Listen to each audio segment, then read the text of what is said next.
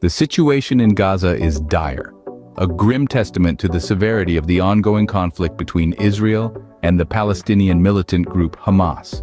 The blockaded Gaza Strip has been subjected to one of the deadliest nights of Israeli bombings in recent history, resulting in devastating loss of life and infrastructure. Rewinding the clock, the escalation of this conflict can be traced back to tensions over Jerusalem during the Muslim holy month of Ramadan. Palestinian protests against Israeli police barriers in East Jerusalem and potential eviction of Palestinian families gave way to violent clashes. The violence quickly spread to the Al-Aqsa Mosque compound, sparking rocket attacks from Hamas and other militant groups in Gaza. In response, Israel launched airstrikes, intensifying the conflict further with rocket attacks towards Tel Aviv and more airstrikes on Gaza. As the situation worsened, approximately 400 Palestinians were killed in Gaza within a 24-hour span, according to the Hamas-run health ministry.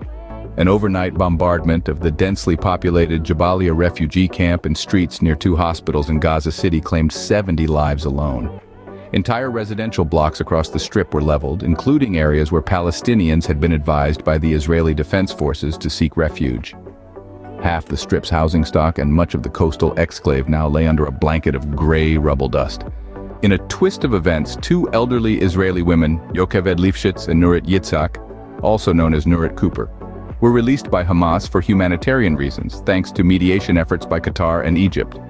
Concurrently, reports emerged that the US and Qatar were attempting to broker a deal for the release of 50 individuals of foreign or dual nationality held by Hamas and other groups in Gaza. Amidst this, the US urged Israel to delay its anticipated ground assault on Gaza to allow for the release of more hostages believed to be in the exclave and the delivery of aid to the besieged territory. This led to reported disagreements between the Israeli Prime Minister Benjamin Netanyahu and his generals regarding the timing of the expected ground invasion. Netanyahu, however, denied these reports, affirming full cooperation and mutual trust between him, the defense minister, and the IDF chief of staff. The international community called for an immediate ceasefire and effective delivery of humanitarian aid to the Gaza population.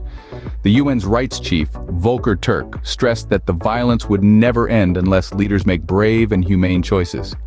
Meanwhile, US President Joe Biden insisted on the release of all captives seized by Hamas on October 7th as a prerequisite for ceasefire discussions.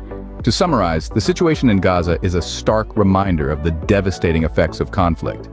The escalation of violence has led to loss of life and widespread destruction, with potential humanitarian crisis looming. The international community's call for an immediate ceasefire and prompt delivery of aid highlights the urgency of the situation.